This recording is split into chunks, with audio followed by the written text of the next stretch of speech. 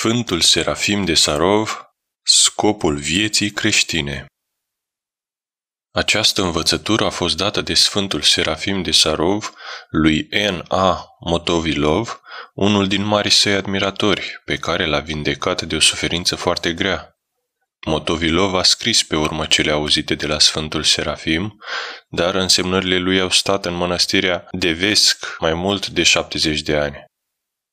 În anul 1902, S.A. Nilus le-a primit de la bătrâna Elena Nicolaevna, văduva lui Motovilov, și cu încuviințarea stareții Maria le-a publicat în anul 1903 în Buletinul Moscovei, sub titlul Duhul Sfânt care l-a umbrit în chip văzut pe Sfântul Serafim de la Sarov în convorbirea lui despre scopul vieții creștine. Iată textul însemnării lui S.A. Nilus. Odată, scria Motovilov în însemnările sale, eram în mănăstirea Sarovului, nu mult după vindecarea mea, într-o marți, pe la sfârșitul lui noiembrie, anul 1831, și stam de ascultam slujba vecernie în biserica de iarnă a izvorului Tămăduirii, la locul meu obișnuit, drept în fața icoanei făcătoare de minuni a Maicii Domnului. Aici a venit la mine o soră din mănăstirea de Vesc, din obștea cea de la Moară, care mi-a spus: „Nu cumva sunteți domnul acela olog pe care l-a vindecat nu de mult părintele Serafim?” Eu i-am răspuns: „Da, eu sunt.” „Bine,” a reluat ea, „veniți la părintele. El mi-a spus să vă chem la dânsul. Acum este în chilia lui din mănăstire și a zis că vă așteaptă.” În chilie, părintele a vorbit multe despre mine, despre diferite lucruri privitoare la mântuirea sufletului și la viața lumească și apoi mi-a poruncit ca a doua zi să merg cu părintele Gurie, arhondarul mănăstirii Sarovului, la chilia lui din apropierea izvorului Blagoslovului. A doua zi am așteptat până seara târziu, nemâncând nimic, când părintele Serafim a deschis ușa chiliei sale și, uitându-se la mine, a zis: „Bucuria mea, eu te-am chemat, dar te rog să nu mă osândești că nu ți-am deschis toată ziua. Astăzi e miercuri, zi în care eu nu vorbesc, dar iată, mâine fii binevenit, voi sta cu tine din tot sufletul. Acum mergi și gustă ceva, căci ai slăbit.” Zicând aceste cuvinte, părintele s-a închis din nou în chilie. Niciun cuvânt nu poate să exprime acea bucurie pe care am simțit-o atunci în inima mea. Pluteam de fericire. Da, eram în culmea unei fericiri care nu-și poate găsi asemănare în lumea aceasta pământească și fără să țin seamă că n-am mâncat și n-am băut nimic toată ziua, am devenit deodată așa de sătul ca și cum m-aș fi mâncat și băut ceva pe îndestulare. Mărturisesc adevărul, cu toate că pentru unii care nu sunt obișnuiți cu astfel de îndulcire, de sfințenie și bucurie de care se umple sufletul omului în momentul pogorârii Duhului lui Dumnezeu, cuvintele mele vor părea exagerate, iar istorisirea din calea afară de însuflețită.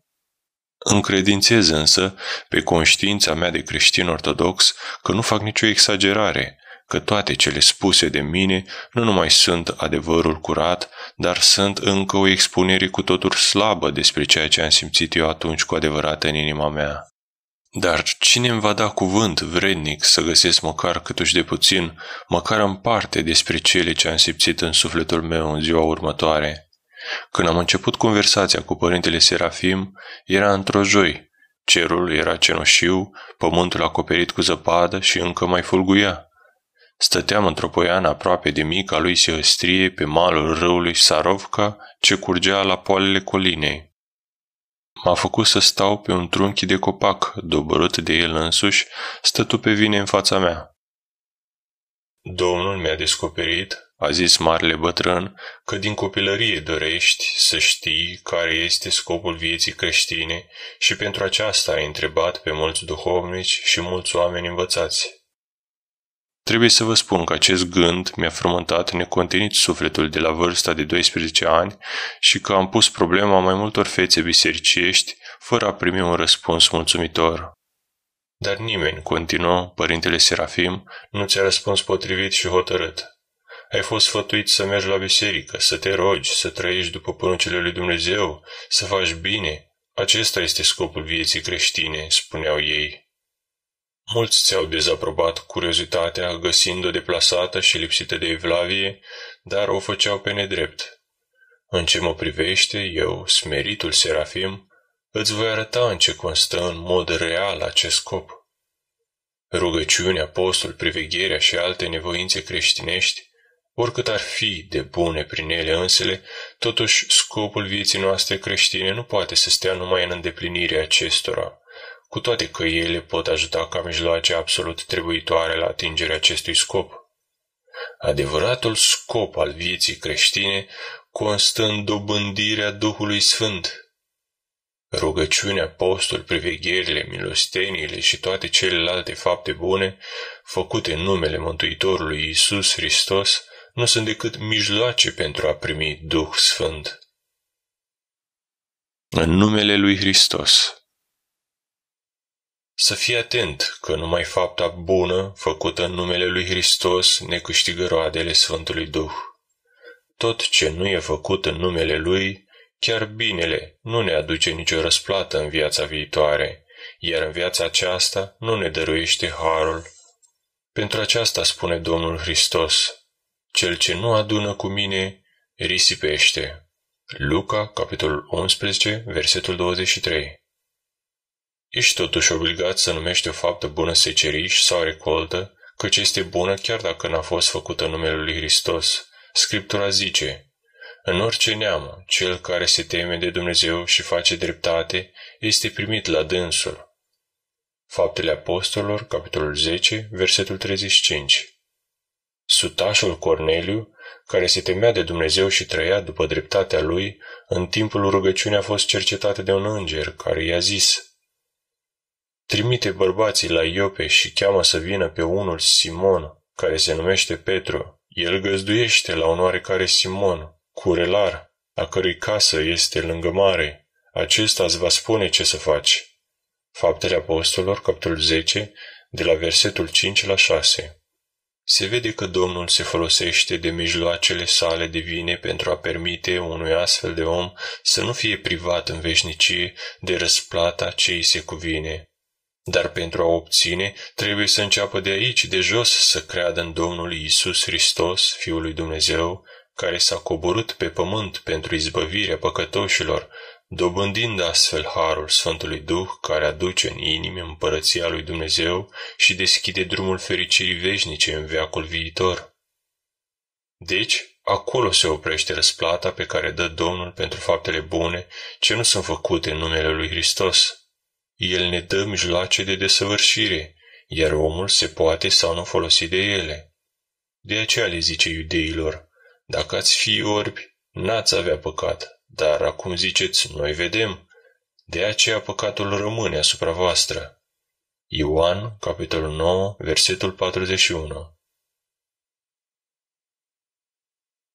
Când un om ca Corneliu, ale cărui fapte n-au fost făcute în numele Mântuitorului Hristos, dar care sunt plăcute lui Dumnezeu, începe să creadă în Fiul Său, aceste fapte îi se socotesc ca făcute în numele lui Hristos, din pricina credinței lui în El. Evrei, capitolul 11, versetul 6. În caz contrar, omul n-are dreptul să se plângă că binele săvârșit de el rămâne fără răsplată. Un lucru bun făcut în numele lui Hristos nu ne va lăsa lipsiți de mângâiere, ba dimpotrivă, nu numai că în veacul viitor aduce încununarea cu slavă, dar chiar din viața aceasta îl umple pe om de harul Sfântului Duh, precum s-a spus. Dumnezeu nu dă Duhul cu măsură, Tatăl iubește pe Fiul și toate le-a dat în mâna Lui.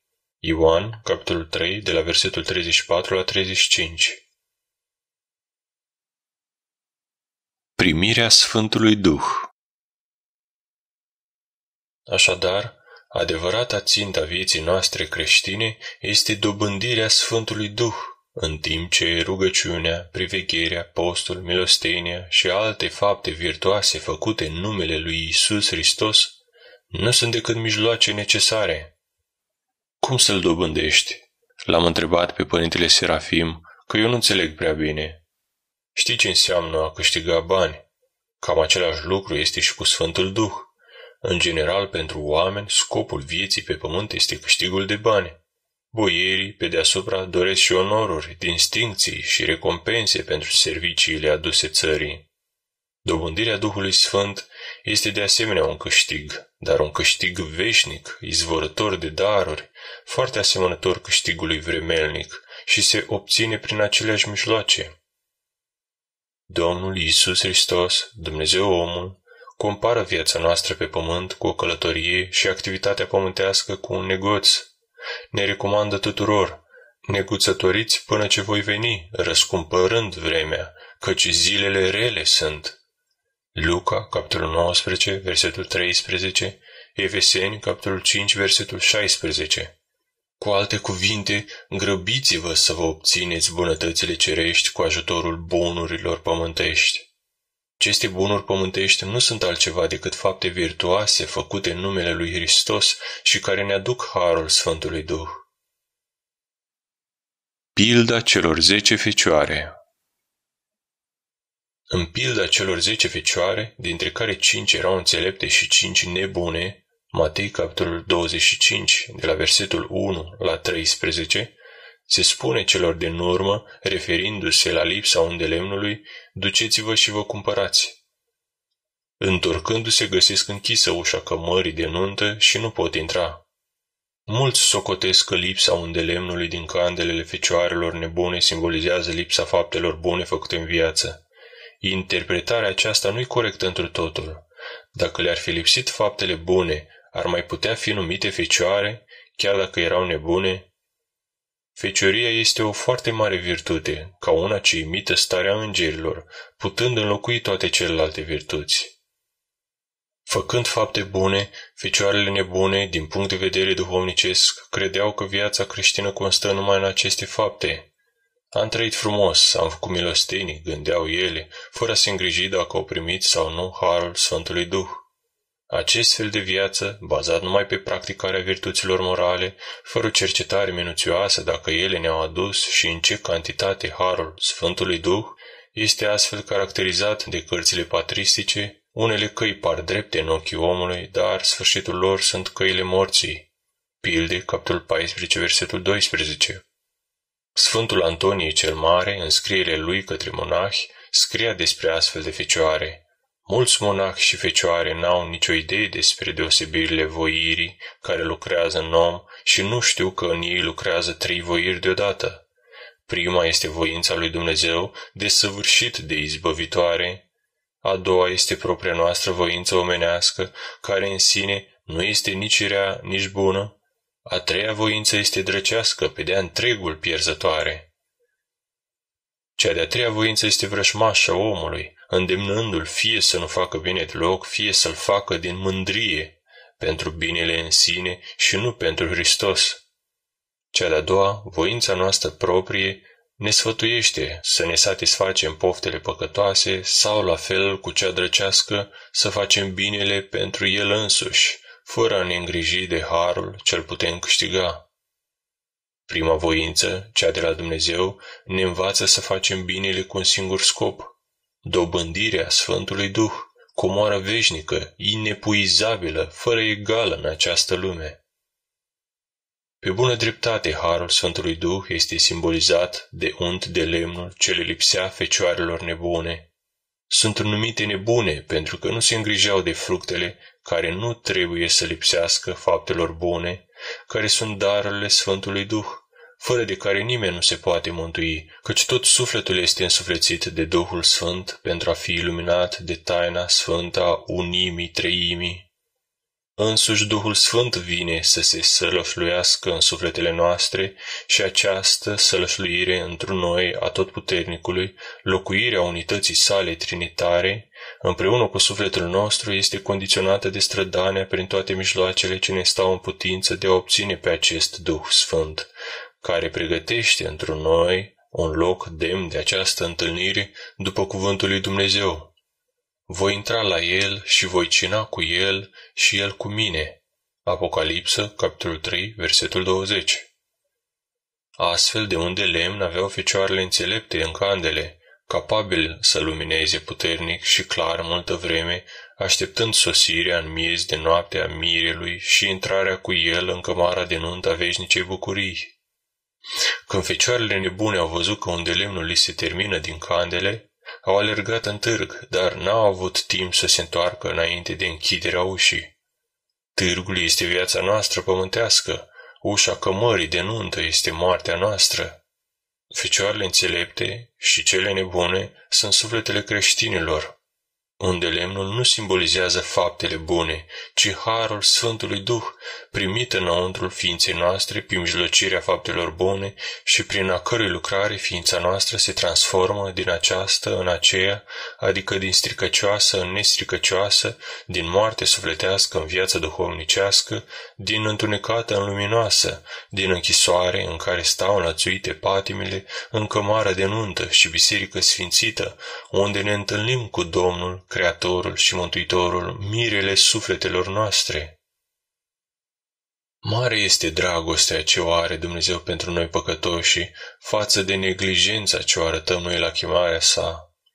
Iată, stau la ușă și bat. Apocalipsă, capitolul 3, versetul 20.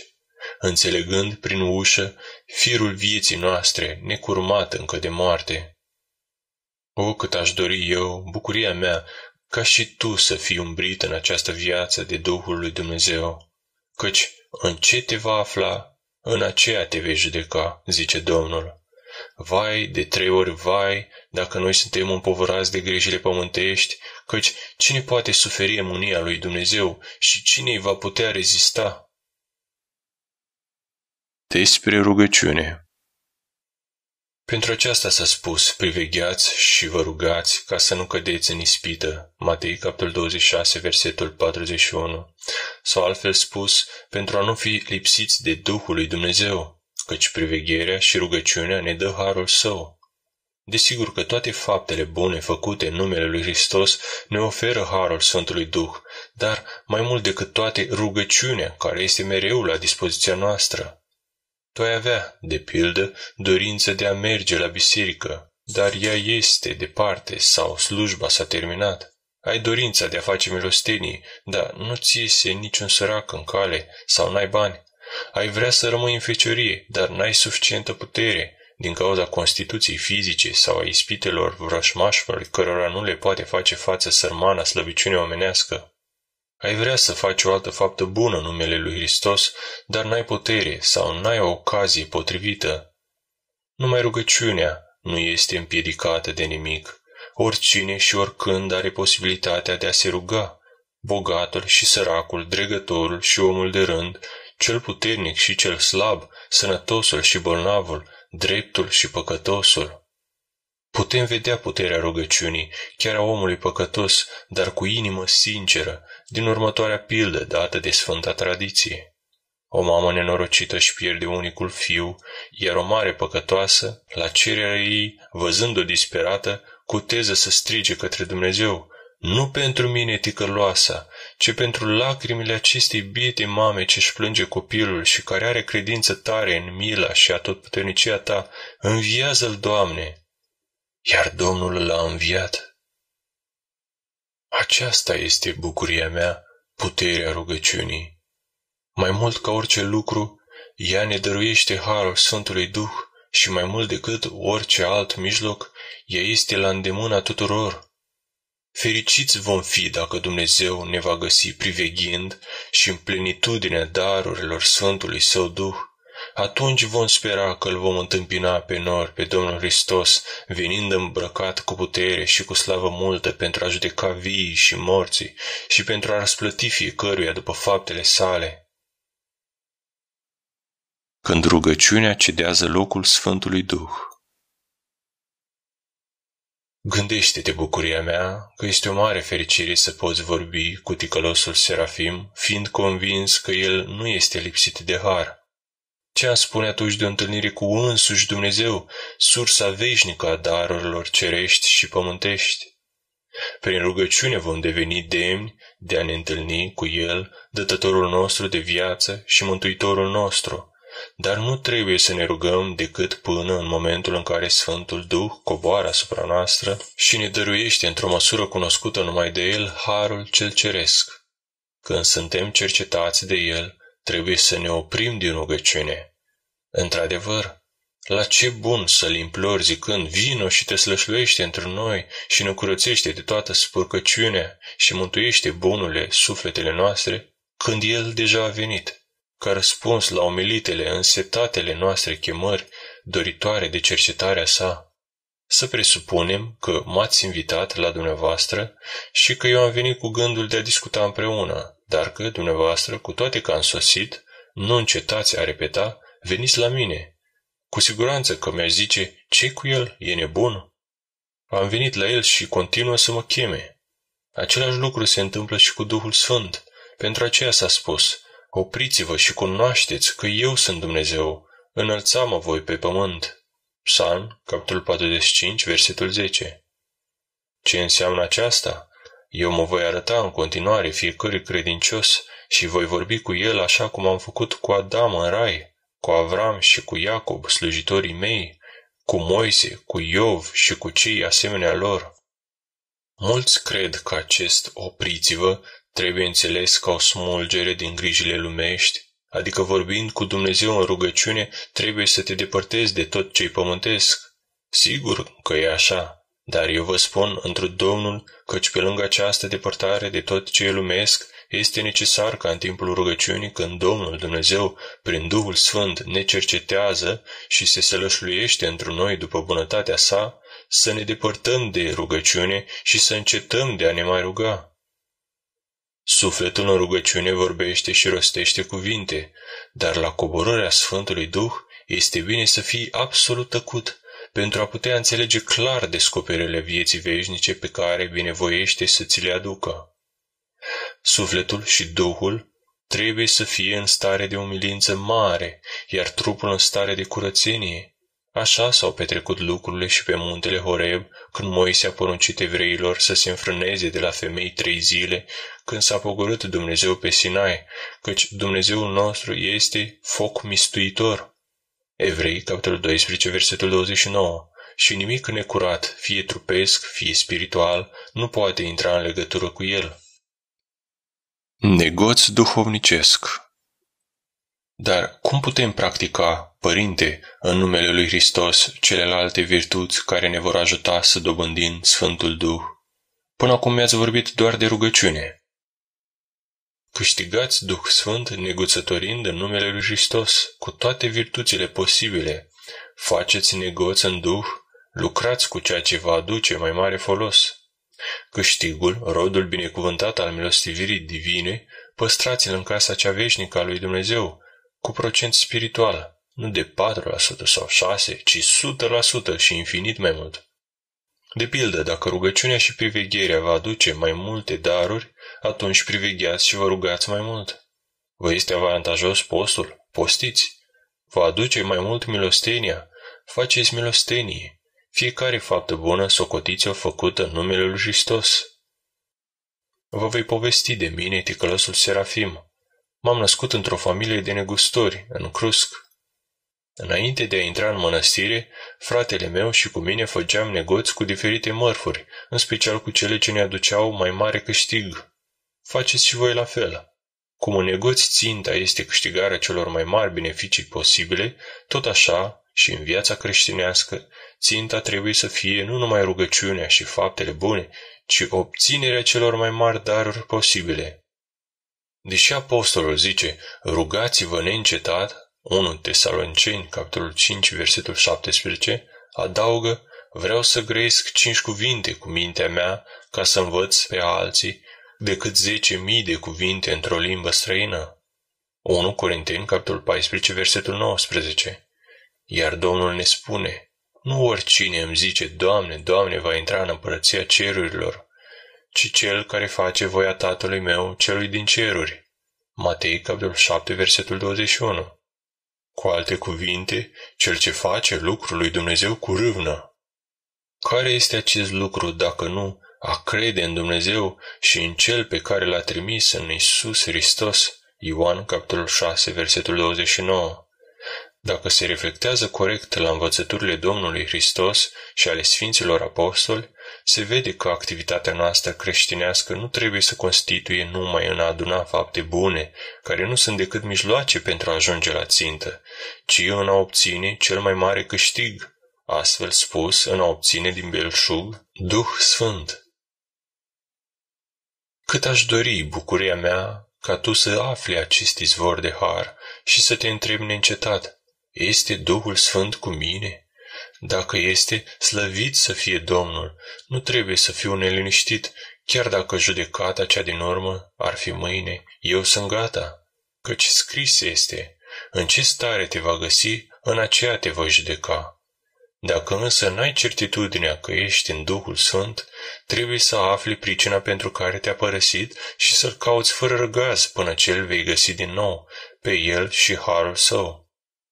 Trebuie urmăriți vrăjmașii care ne împiedică de a merge înspre El până la înfrângerea lor definitivă. Prorocul David a zis, urmări voi pe vrăjmașii mei și voi prinde pe dânsii și nu mă voi întoarce până ce se vor sfârși. Îi voi zdrobi pe ei și nu vor putea să stea, cădea vor sub picioarele mele. Psalmul, capitolul 17, de la versetul 41 la 42. Așa trebuie să fie. Neguțătoriți cu virtuțile, împărțiți darurile harului celor ce le cer, călăuzindu-vă după următorul exemplu. O lumânare aprinsă nu-și pierde din lumină dacă din ea se aprinde alta. Dacă aceasta este proprietatea focului pământesc, ce să zicem de focul harului Sfântului Duh? Bogăția pământească împărțită se împuținează, bogăția cerească a harului se înmulțește la cel ce o împarte. A spus lucrul acesta însuși Domnul în covorbirea cu samarineanca. Oricine bea din apa aceasta va înseta iarăși, dar cel care va bea din apa pe care i-o voi da eu nu va înseta în veac, căci apa pe care i-o voi da eu se va face în el izvor de apă care curge spre viață veșnică. Ioan, capitolul 4, de la versetul 13 la 14. Vederea lui Dumnezeu. Părinte, i-am zis eu, mi-ați vorbit mereu de câștigarea Sfântului Duh ca ținta vieții creștine, dar cum să le recunosc? Faptele bune se văd, dar Sfântul Duh poate fi văzut? Cum voi ști dacă El este sau nu întru mine? În vremurile în care trăim, a răspuns bătrânul, s-a ajuns la așa o moleșeală a credinței, la o asemenea insensibilitate în ce privește comuniunea cu Dumnezeu, încât suntem aproape total îndepărtați de adevărata viață creștinească.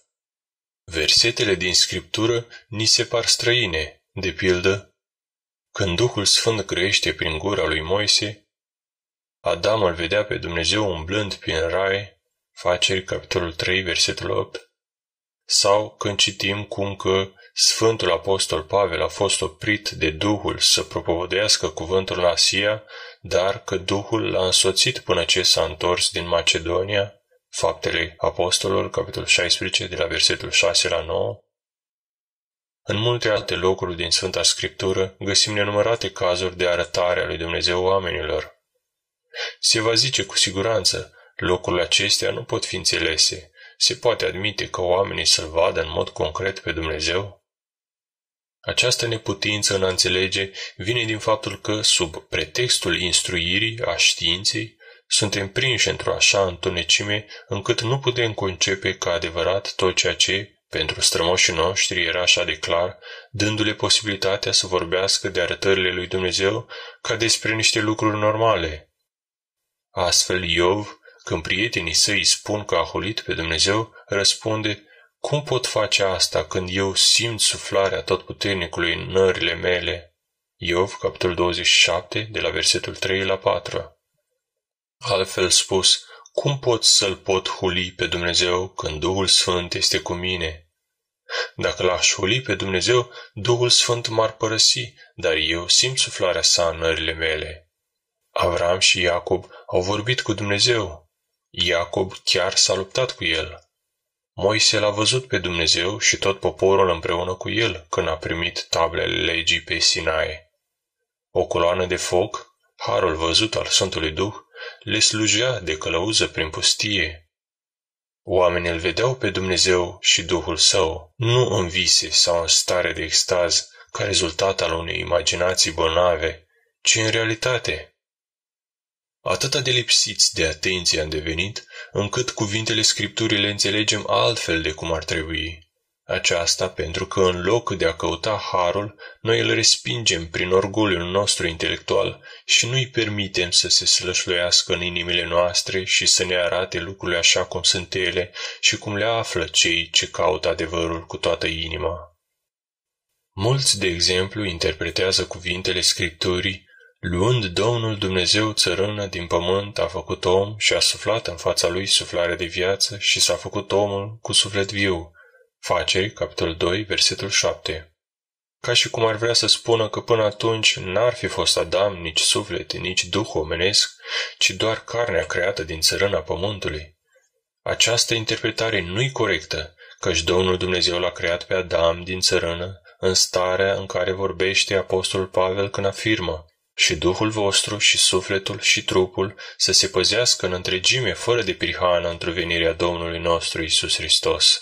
1 Tesaloniceni, capitolul 5, versetul 23.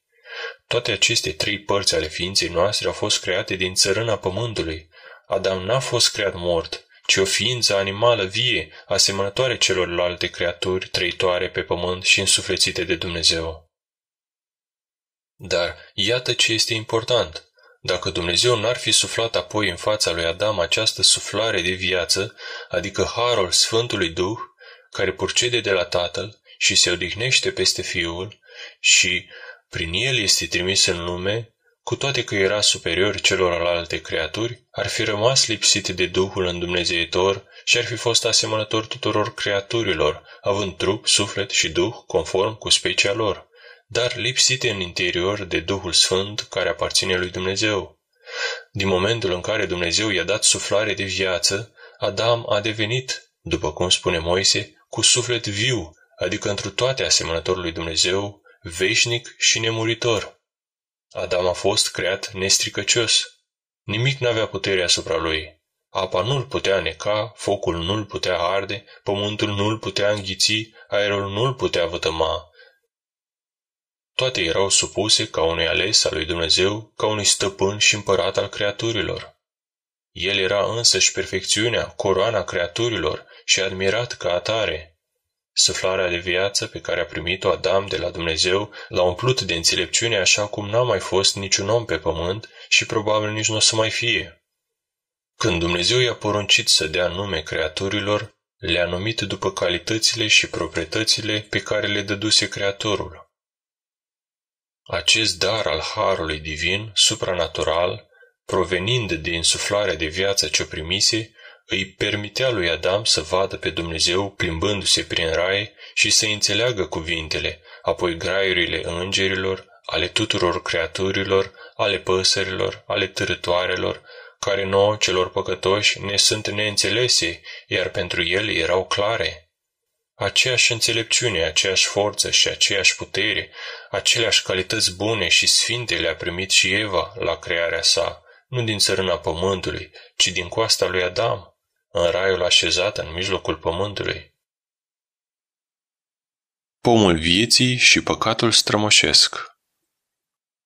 Pentru ca Adam și Eva să poată menține cu ușurință mereu aceste calități nemuritoare, desăvârșite și dumnezeiești, provenite din suflarea de viață, Dumnezeu a sădit în mijlocul raiului pomul vieții, ascunzând în fructele lui întreaga prezență și plenitudine a darurilor dumnezeiești sale suflări.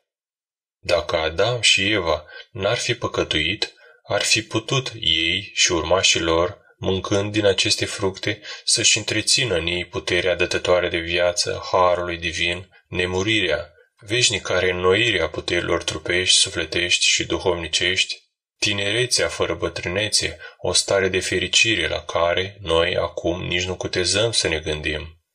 Dar, gustând din fructele pomului cunoștinței binelui și răului, împotriva poruncii lui Dumnezeu, au cunoscut deosebirea între bine și rău și au devenit victima dezastrului ce s-a bătut asupra lor după călcarea voii divine. Au pierdut harul prețios al Duhului Sfânt și până la venirea pe pământ a Domnului nostru Iisus Hristos nu era dat Duhul, pentru că Iisus nu fusese încă prea slăvit. Ioan, capitolul 7, versetul 39. Duhul lui Dumnezeu în Vechiul Testament. Aceasta nu vrea să spună că Duhul lui Dumnezeu a părăsit total lumea, ci că prezența sa nu este așa de evidentă ca în Adam sau cum este în noi, creștini ortodoxi, ci el rămânea exterior și oamenii știau asta. Așa de pildă, multe taine legate de mântuirea lumii au fost descoperite după căderea lui Adam și Evei. Chiar după ce s-a făcut ucigaș de frate, Cain a auzit glasul lui Dumnezeu care îl mustra. Noe vorbea cu Dumnezeu, Avram a văzut pe Domnul și ziua lui s-a bucurat. Harul Sfântului Duh s-a manifestat ulterior în toate prorociile Vechiului Testament și în sfinții lui Israel. Iudeii aveau chiar școli speciale pentru a învăța să deosebească arătările lui Dumnezeu sau ale îngerilor, lucrările Sfântului Duh de întâmplările obișnuite lipsite de har. Simeon, Ioachim și Ana și numeroși slujitori ai lui Dumnezeu erau adesea dăruiți cu arătări divine. Auzeau voci, primeau descoperiri confirmate apoi prin fapte minunate, dar reale. Duhul lui Dumnezeu la păgâni. Duhul lui Dumnezeu a lucrat și printre păgâni, deși cu mai puțină putere, găsind în rândurile lor adepți, cu toate că nu-L cunoșteau cu adevărat pe Dumnezeu. Fecioarele prorocițe, de pildă, își păstrau fecioria pentru un Dumnezeu necunoscut, dar pe care îl socoteau Creatorul Universului, atotputernic să guverneze lumea. Filozofii păgâni erau în întunecimea necunoașterii lui Dumnezeu, dar, căutând adevărul, puteau primi într-o oarecare măsură Duh Sfânt.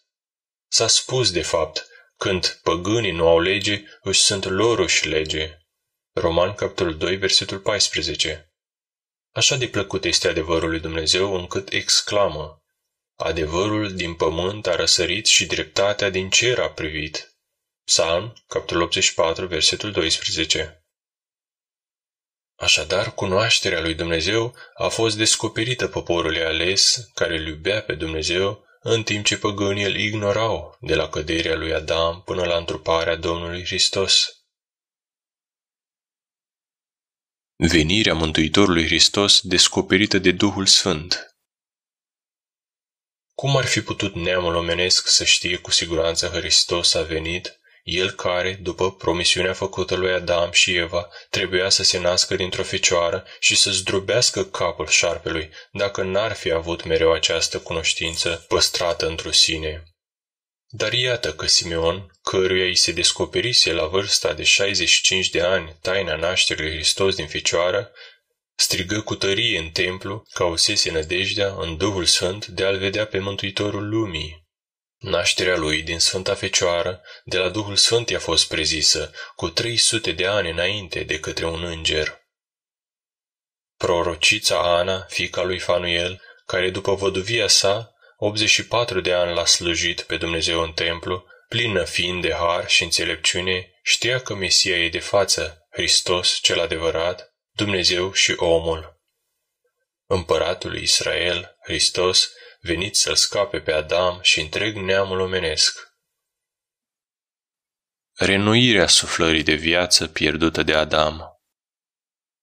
După ce Domnul nostru, Iisus Hristos, își încheie opera sa de mântuire, înviind din morți, suflă peste apostol, renoind suflarea de viață de care se bucura Adam și le dărui din nou același har pe care îl pierduse el. Și le spuse: vă este de folos ca să mă duc eu, căci dacă nu mă voi duce, mângâietorul nu va veni la voi, iar dacă mă voi duce, îl voi trimite la voi. Iar când va veni acela, Duhul adevărului, vă va călăuzi la tot adevărul, în numele meu. Acela vă va învăța toate și vă va aduce aminte despre toate cele ce v-am spus eu. Ioan, capitolul 16, versetul 7 și 13, capitolul 14, versetul 26. Este harul care li se promisese, har peste har. Rusaliile. În ziua rusailiilor le trimite în chip văzut pe Duhul Sfânt ca o suflare vigilioasă sub chipul limbilor de foc care s-au așezat pe fiecare din ei și i-au umplut de putere fulgerătoare și de har dumnezeiesc, dătătoare de viață și de bucurie pentru sufletele celor care se împărtășesc din puterea și din darurile sale. Acest har pătrunzător al Sfântului Duh toți îl primim, adepții lui Hristos, în taina botezului. Ne este oferit prin mirungirea făcută cu Sfântul Mir la principalele mădulare ale trupului arătate de Sfânta Biserică, păstrătoare veșnică a acestui har. Se spune, pecetea harului Sfântului Duh. Oare noi nu obișnuim să pecetuim casetele cu lucruri prețioase? Și ce ar putea fi mai prețios și mai sfânt pe lume decât darurile Sfântului Duh trimise de sus în timpul tainei botezului? Acest har de la botez este atât de mare, atât de important, atât de dătător de viață pentru om, încât, chiar de ar deveni eretic, nu este luat până la moarte, adică până la momentul hotărât de providență, pentru a-i mai da o șansă de îndreptare. Dacă n-am păcătui, am rămâne mereu slujitori al lui Dumnezeu, sfinți și nepătați, străini de orice necurăție, atât trupească cât și sufletească. Din nefericire, înaintând în vârstă, noi nu creștem cu înțelepciunea și harul, cum făcea Domnul nostru Iisus Hristos, Luca, capitolul 2, versetul 52, ba dimpotrivă, ne ticăloșim tot mai mult și devenim, lipsiți de Duhul Sfânt, mari păcătoși. Pocăința. Când un om trezit la viață de înțelepciunea divină, care mereu caută mântuirea noastră, se hotărăște să se întoarcă la Dumnezeu pentru a scăpa de pierzare, trebuie să urmeze calea pocăinței, trebuie să lucreze virtuțile potrivnice păcatelor pe care le-a făcut, trebuie să se străduiască, lucrând în numele lui Hristos, să dobândească Duhul Sfânt, care pregătește în lăuntrul nostru împărăția cerească. N-a spus în zadar Mântuitorul, împărăția lui Dumnezeu este în lăuntrul vostru, Luca capitolul 17, versetul 21. Dacă cu toate legăturile păcatelor care îi țin captivi și încearcă să îi împiedice de a se întoarce cu toată inima la Mântuitorul, oamenii se străduiesc să scape de legăturile lor, la urmă vor ajunge în fața lui Dumnezeu mai albi ca zăpada, curățiți prin harul său. Veniți să ne judecăm, zice Domnul. De vor fi păcatele voastre cum e cârmazul, ca zăpada le voi albi. Isaia, capitolul 1, versetul 18. Vizionarul din Apocalipsă, Sfântul Ioan Teologul, a văzut astfel de oameni îmbrăcați în alb, curățiți, ținând ramuri de finic în mâini ca semn al victoriei și cântând, Aleluia! Frumusețea cântării ce o cântau este de nedescris. Îngerul Domnului, vorbind despre ei, a zis, aceștia sunt cei care vin din strâmtorarea cea mare și și-au spălat veșmintele lor și le-au făcut albe în sângele mielului. Apocalipsă, capitolul 7, versetul 14. Sângele mielului este dăruit în schimbul fructelor din pomul vieții. Spălați suntem prin suferință, albiți prin cuminăcarea cu sfintele taine ale trupului și sângelui mielului nevinovat, care de bunăvoie s-a jertfit și se jertfește și azi pentru mântuirea lumii. Se jertfește și se împarte fără a se sfârși vreodată, cu scopul de a ne face să participăm la viața veșnică și de a da răspuns bun la înfricoșata judecată din urmă. Această taină este dăruită în schimbul poamelor din pomul vieții, de care vrea să ne păgubească vrăjmașul omenirii, Lucifer, diavolul cel căzut din cer. Fecioara Maria. Cu toate că diavolul a amăgit-o pe Eva, făcându-l și pe Adam să o urmeze, Dumnezeu nu numai că ne-a dat un mântuitor, care prin moartea sa a biruit moartea, dar în persoana femeii, Maica lui Dumnezeu, pururea Fecioara Maria, care a zdrobit în ea însăși și în tot neamul omenesc capul șarpelui, ne-a dorit un mijlocitor neostenit către Fiul Său și Dumnezeul nostru, o rugătoare nebiruită pentru cei păcătoși. De aceea a și fost numită bicei diavolilor, căci este imposibil necuratului să piardă un om atâta timp cât acesta nu încetează ca să ceară ajutorul născătoarei de Dumnezeu. Deosebirea între lucrarea Sfântului Duh și a celui rău.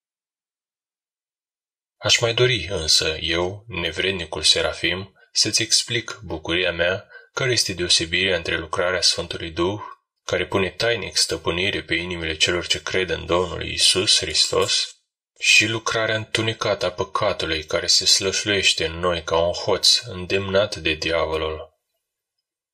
Duhul Sfânt ne pune în gând cuvintele lui Hristos și lucrează în armonie cu El, călăuzindu-ne pașii cu demnitate și bucurie pe calea păcii. Lucrarea Duhului drăcesc potrivnică lui Hristos ne îndeamnă la revoltă și ne înrobește desfrâului, mândriei și egoismului. Adevărat, adevărat vă zic vouă, cel care crede în mine are viață veșnică. Ioan, capitolul 6, versetul 47. Cel care, prin credința sa în Hristos, are pe Duhul Sfânt, chiar dacă face păcat care îl duce la moarte sufletească, nu va muri pentru totdeauna, ci va reînvia prin harul Domnului nostru Iisus Hristos, care a luat asupra lui păcatele lumii și care dă gratuit har peste har.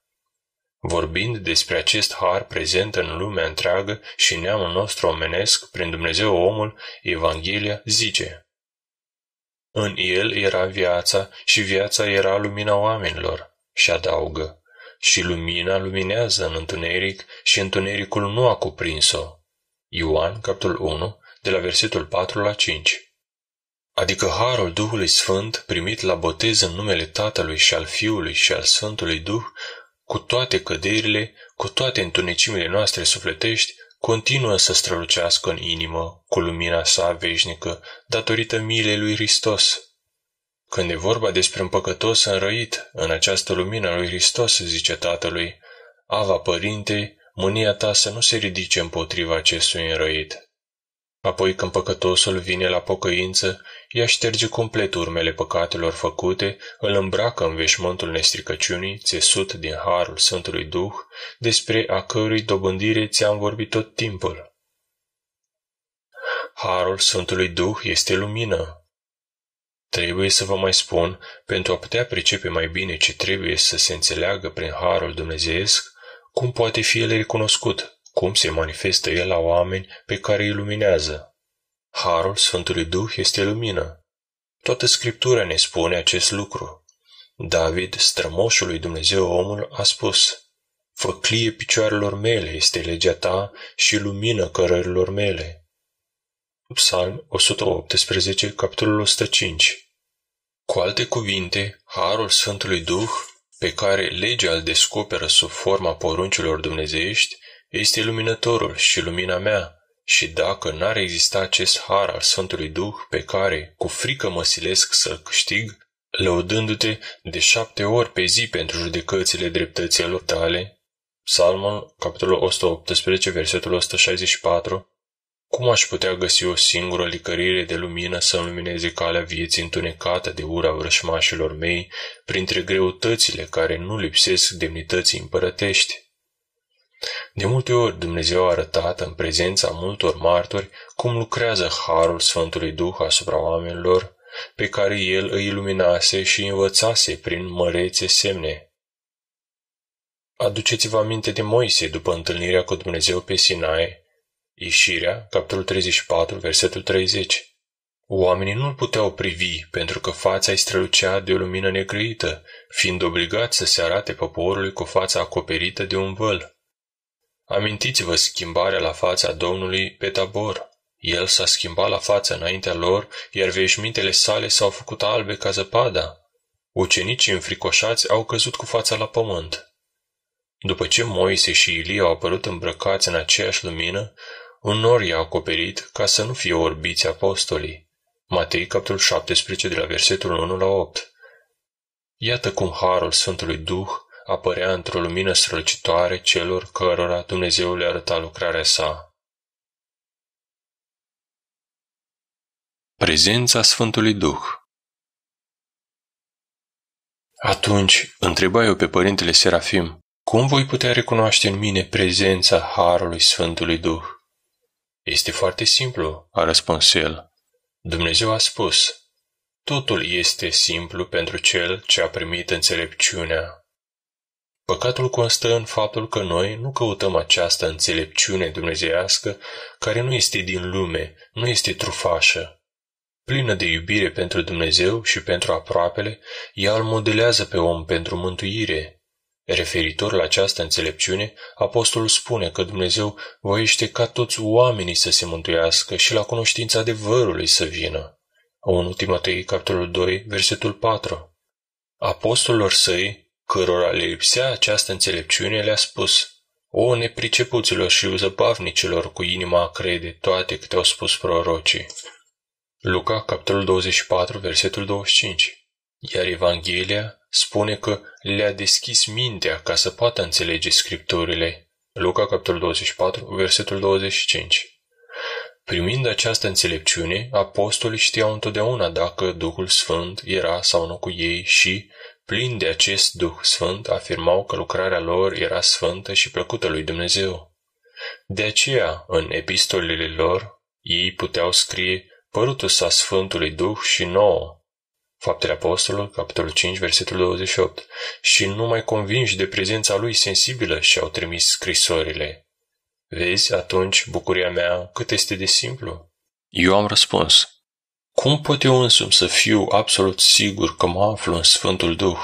Cum pot eu însumi să dezvolui în mine lucrarea sa? Părintele Serafim a răspuns: eu ți-am spus deja că este foarte simplu și ți-am explicat detaliat cum se găseau oamenii în Duhul Sfânt și cum trebuie înțeleasă manifestarea sa într noi. Ce vrei mai mult? Vreau să înțeleg mai bine. Lumina necreată.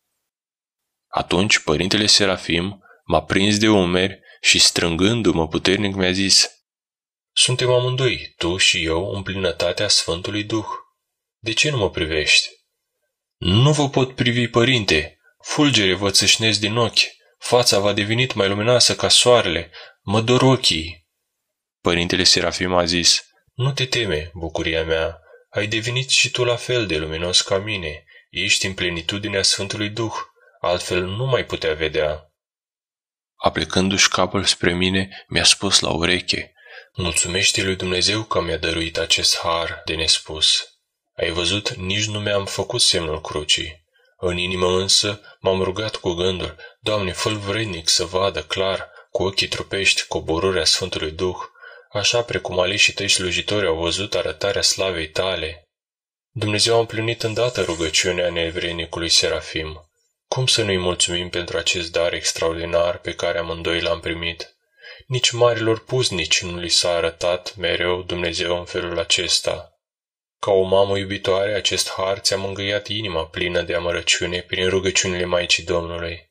De ce nu mă privești în ochi? Îndrăznește să mă privești fără teamă. Dumnezeu este cu noi. După aceste cuvinte mi-am ridicat privirea și am privit fața, cuprinzându-mă o frică și mai mare.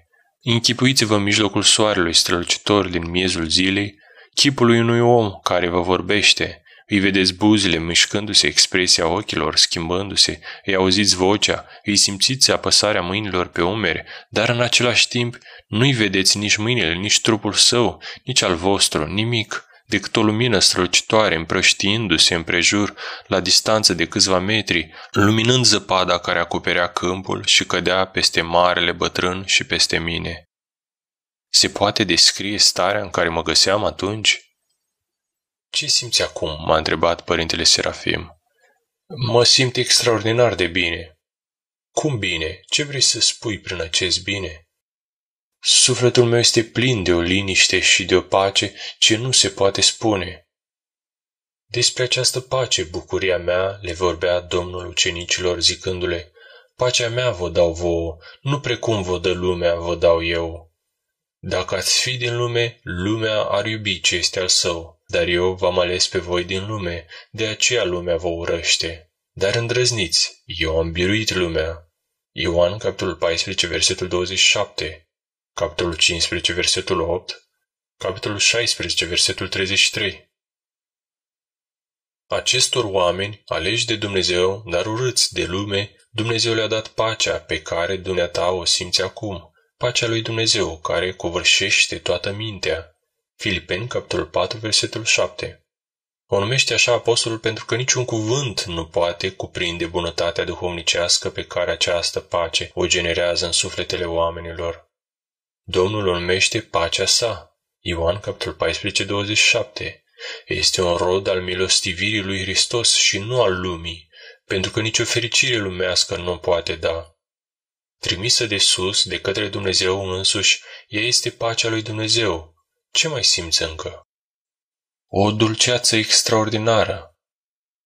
Este dulceața de care vorbește Scriptura.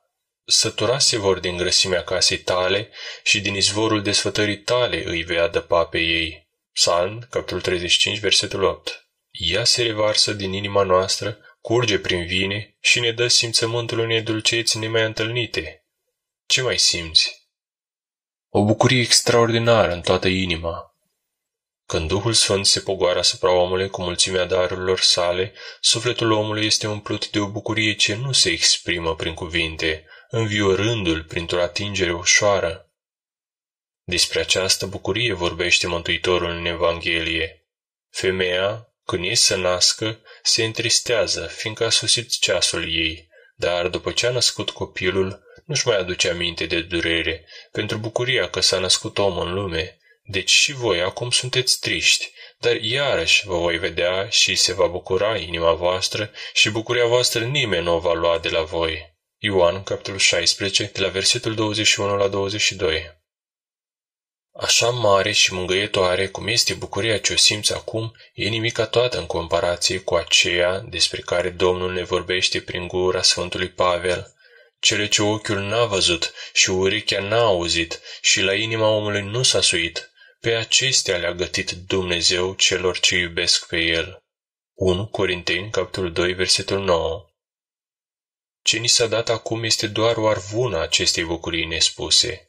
Dacă acum simțim dulceață și bucurie, ce zici de bucuria ce ne este pregătită în cer, după întristarea de pe pământ? Ai plâns deja destul în viața dumneata și iată ce mângâiere într-o bucurie ți-a dăruit Domnul încă aici pe pământ. Trebuie, bucuria mea, să ne adunăm acum toate puterile pentru a urca din slavă în slavă și a ajunge la starea bărbatului desăvârșit, la măsura vârstei de plinătății lui Hristos. Efeseni, capitolul 4, versetul 13. Cei ce nădăjduiesc într Domnul vor înnoi puterea lor, le vor crește aripi ca ale vulturilor, vor alerga și nu-și vor slei puterile, vor merge și nu vor obosi. Isaia, capitolul 40, versetul 35. Merge vor din putere în putere, arătase va Dumnezeul Dumnezeilor în Sion. Psalm, capitolul 83, versetul 8. Atunci mica și scurta noastră bucurie de acum se va manifesta în plinătatea ei și nimic nu va putea umbri, fiind plin de desfătările cerești. Ce mai simți încă, bucuria mea?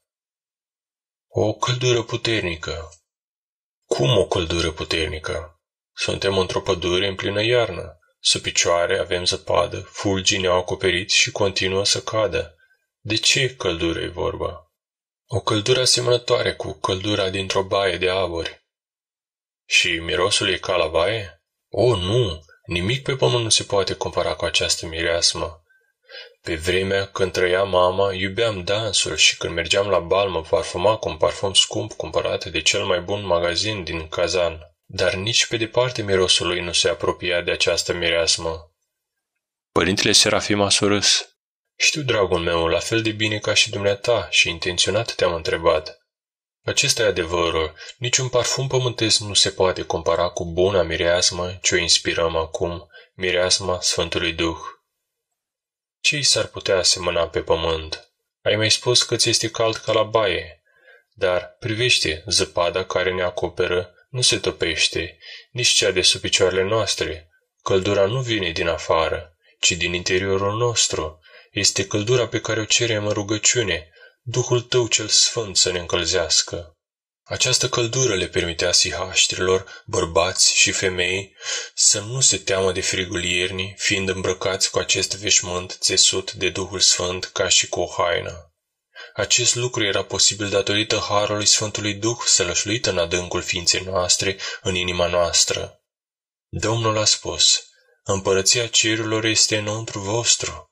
Luca, capitolul 17, versetul 21. Prin împărăția cerurilor, el înțelegea harul Sfântului Duh. Această împărăție a lui Dumnezeu este într noi acum. Duhul Sfânt ne luminează și ne încălzește, înmiresmează aerul și ne umple inimile de o bucurie nespusă. Starea noastră de acum este asemănătoare cu aceea de care ne vorbește Sfântul Apostol Pavel. Împărăția lui Dumnezeu nu este mâncare și băutură, ci dreptate și pace și bucurie într-o Duhul Sfânt. Roman, capitolul 14, versetul 17. Credința noastră nu se întemeiază pe cuvintele înțelepciunii pământești, ci pe lucrarea puterii Duhului Sfânt. Este starea în care ne găsim acum și la care se referea Domnul când zicea: adevărat grezi vouă că sunt unii din cei care stau aici care nu vor gusta moartea până ce nu vor vedea împărăția lui Dumnezeu venind într-o putere. Marcu, capitolul 9, versetul 1.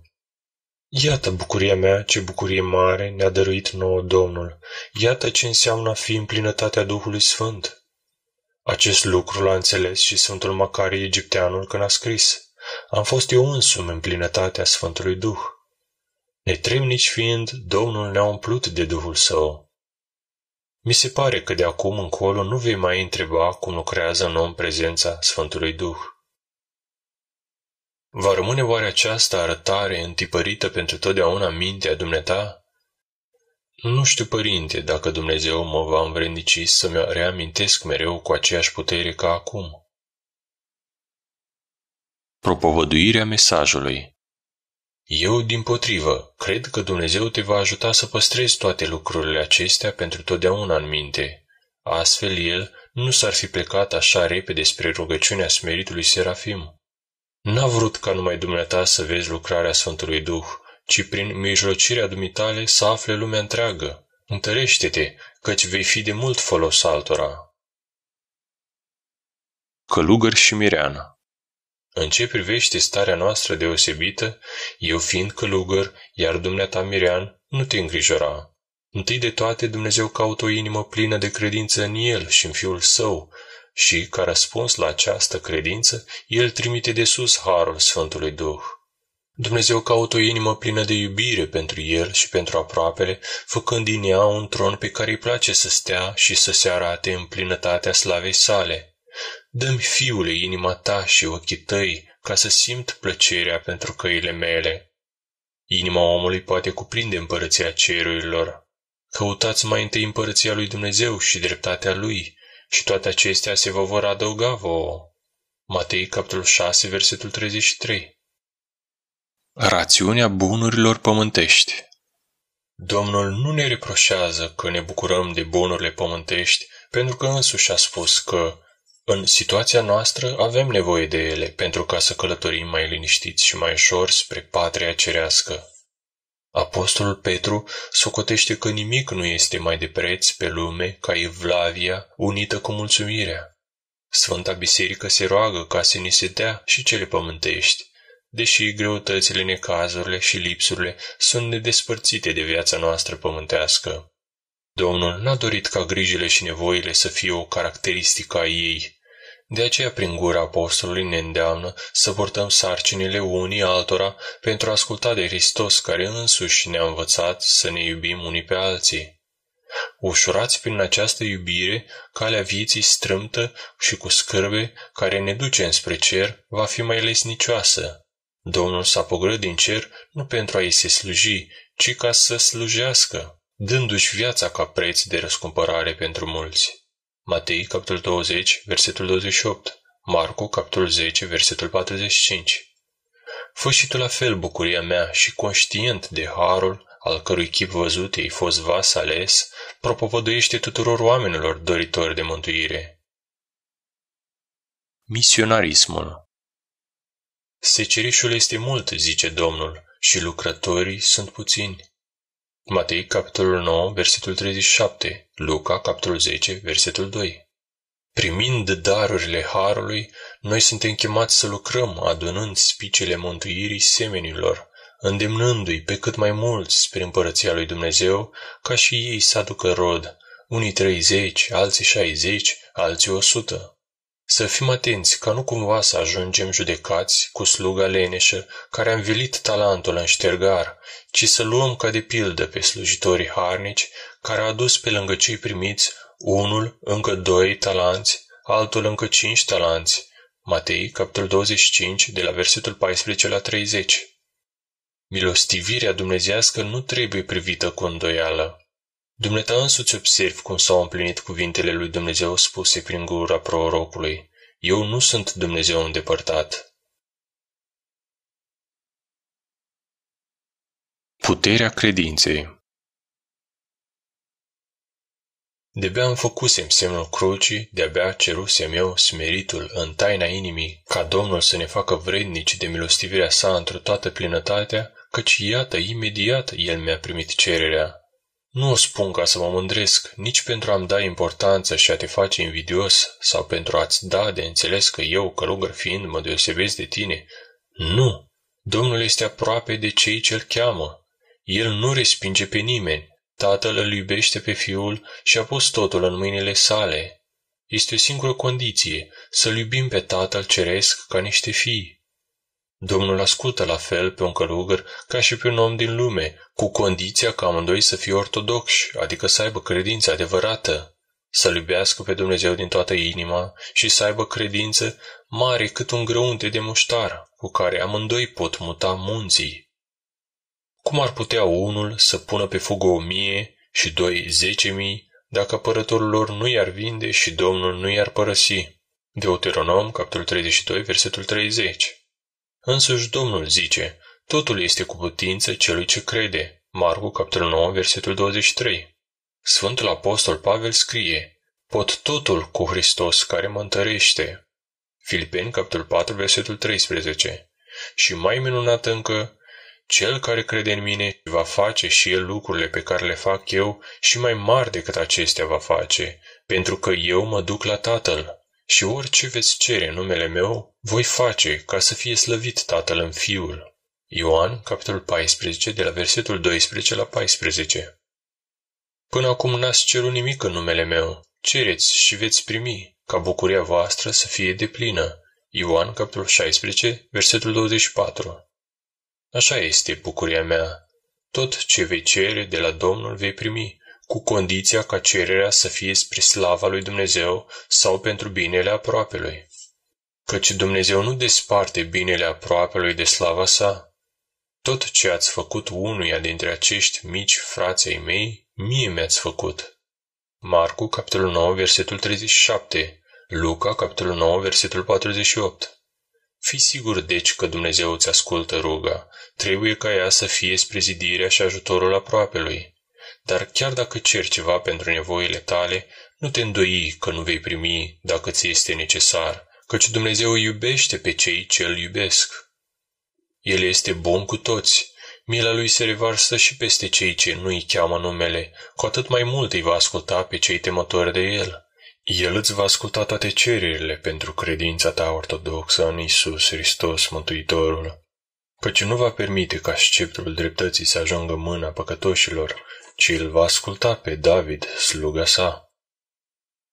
Dar s-ar putea și întreba, de ce l-ai supărat cu minciuni? Așa stau lucrurile, bucuria mea. Ți-am spus totul, ți-am arătat tot ceea ce Domnul și măicuța sa au vrut să-ți descopere prin mijlocirea nevrednicului Serafim. Mergi în pace. Domnul și Maica Domnului să te însoțească acum și pururea și în vecii vecilor. Amin. Mergi în pace. Tot timpul convorbirii, din clipa în care chipul părintelui Serafim s-a luminat, vederea luminii a continuat și poziția sa, în timp ce vorbea, de la început până la sfârșit a rămas neschimbată. În ceea ce privește strălucirea luminii de nespus pe care o răspândea, am văzut-o cu proprii mei ochi și sunt gata să depun mărturie cu jurământ. Există sau nu chinurile iadului? Istorisirea lui Motovilov.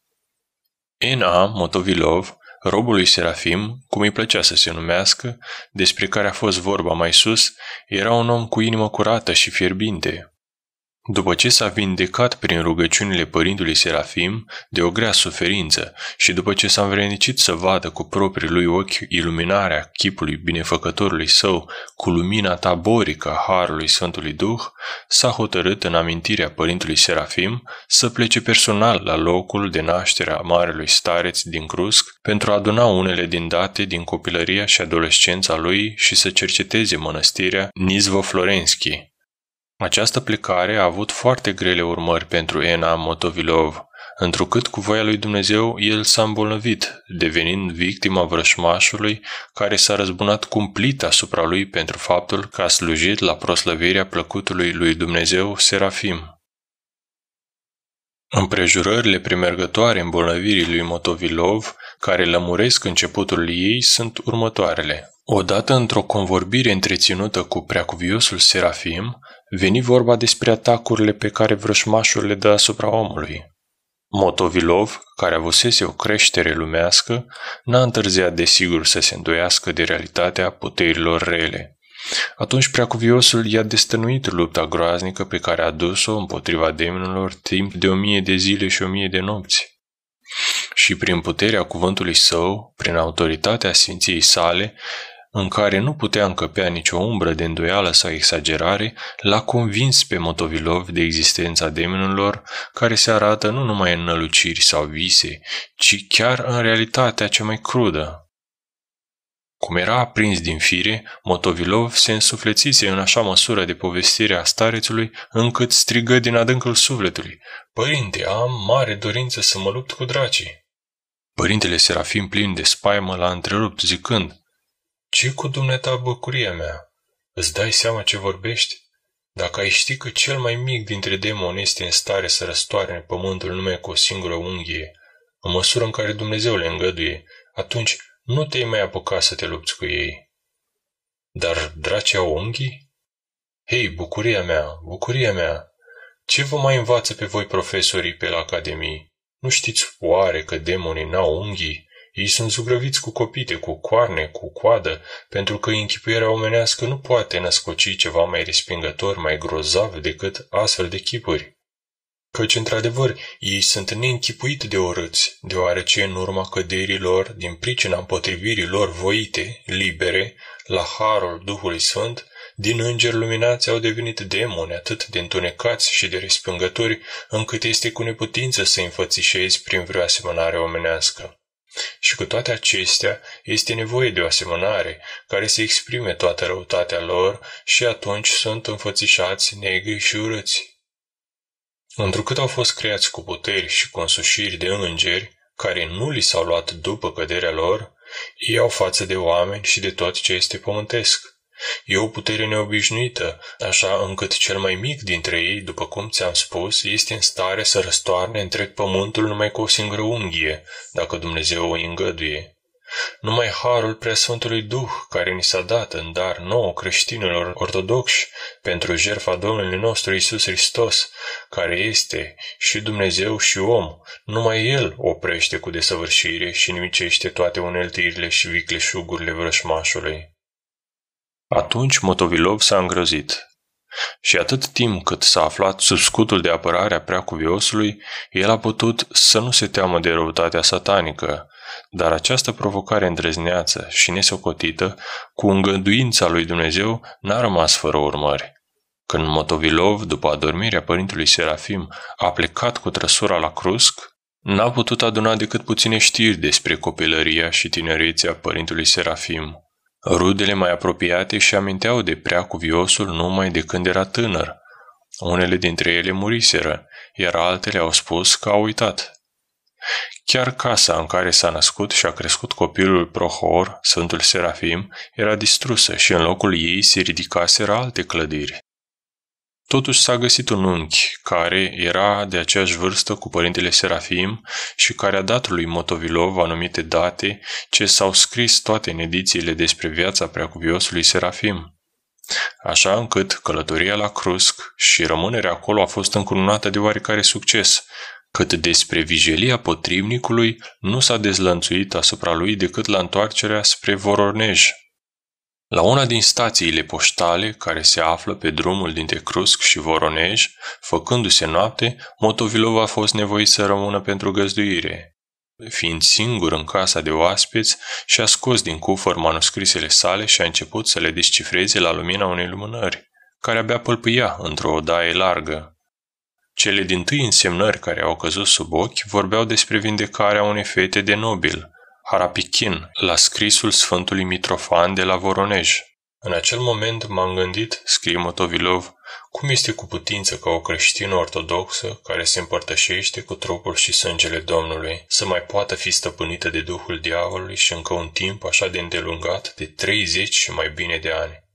Și am zis, e o prostie, nu se poate una ca asta.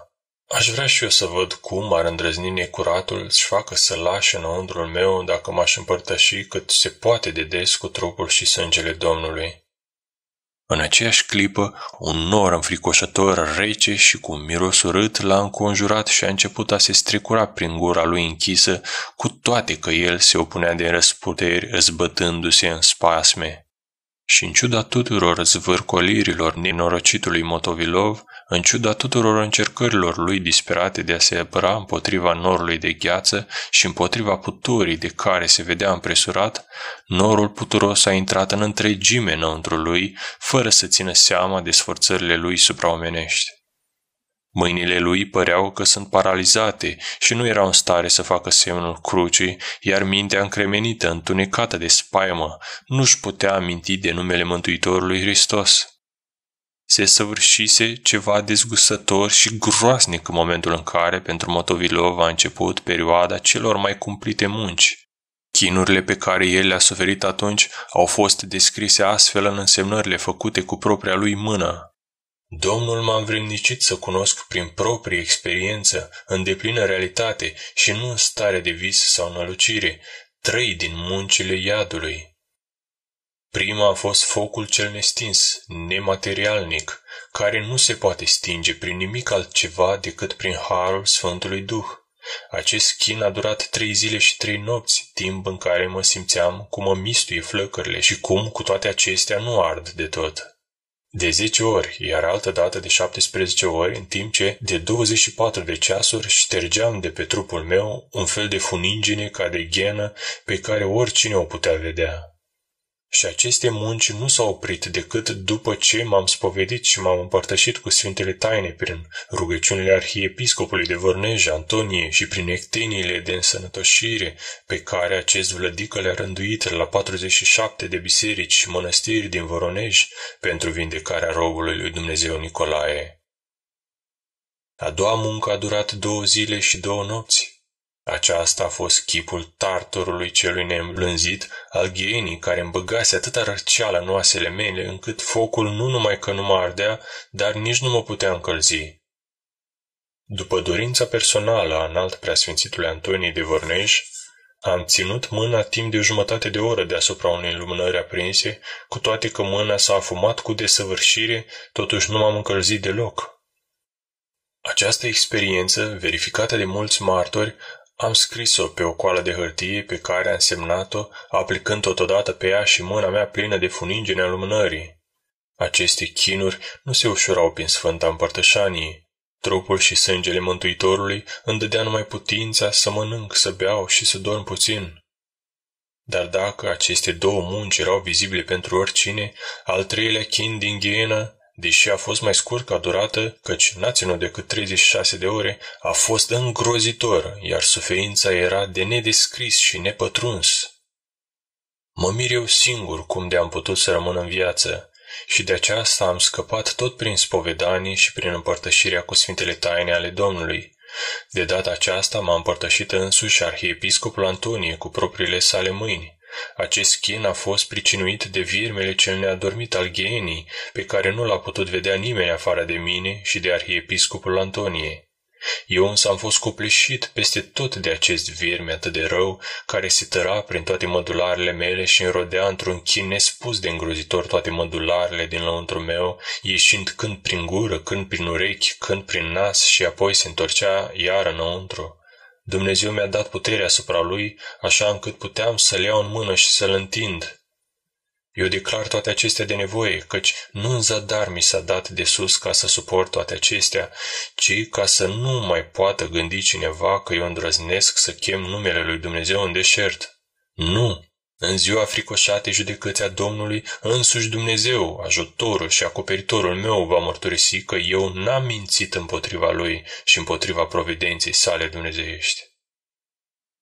Când după această încercare groaznică și nepătrunsă de mintea omului, Motovilov a văzut într-o vedenie pe iubitul său protector, preacuviosul lui Serafim, care l-a mângâiat și a făgăduit că va primi vindecare desăvârșită atunci când se vor descoperi moaștele Sfântului Tihon de Zadonsk, iar până atunci demonul care s-a cuibărit în el nu-l va chinui cu atâta cruzime.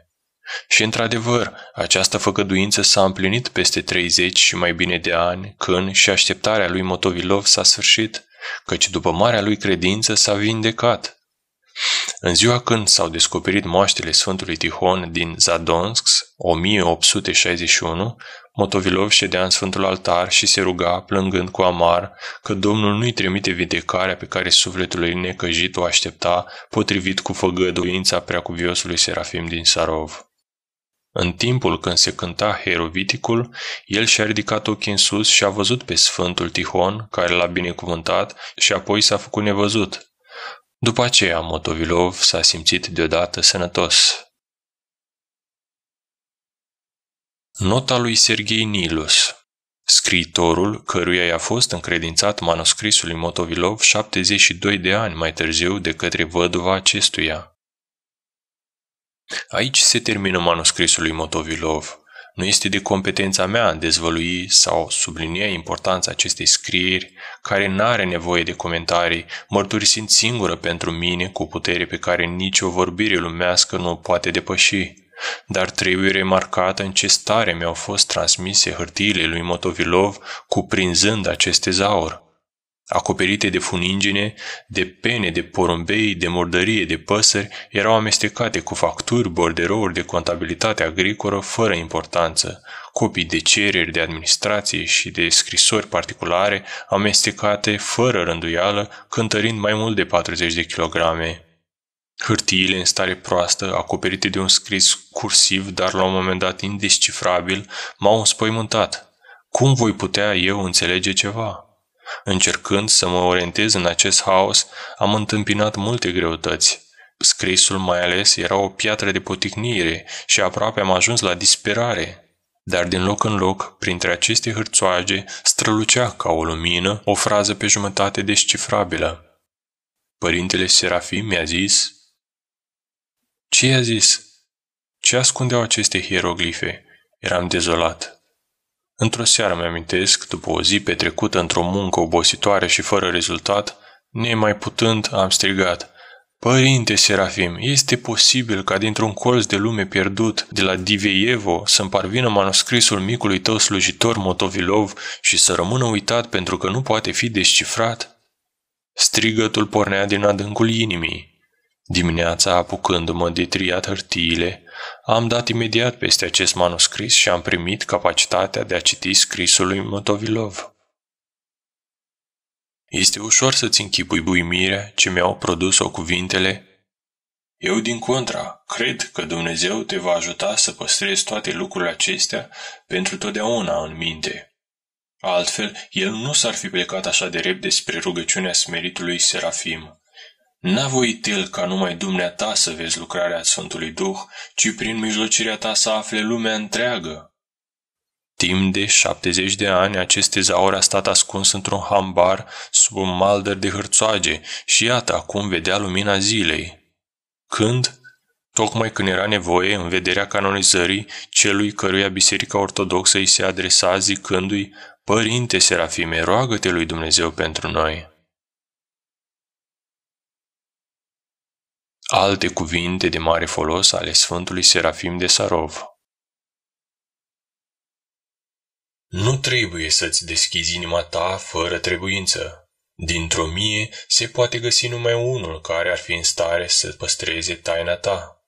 Și când noi înșine nu o păstrăm în sufletul nostru, cum putem nădăjdui ca ea ar putea fi păstrată de alții? Cu omul sincer trebuie să vorbești despre lucrurile omenești, iar cu omul bogat în înțelepciunea duhovnicească trebuie să vorbești despre cele cerești.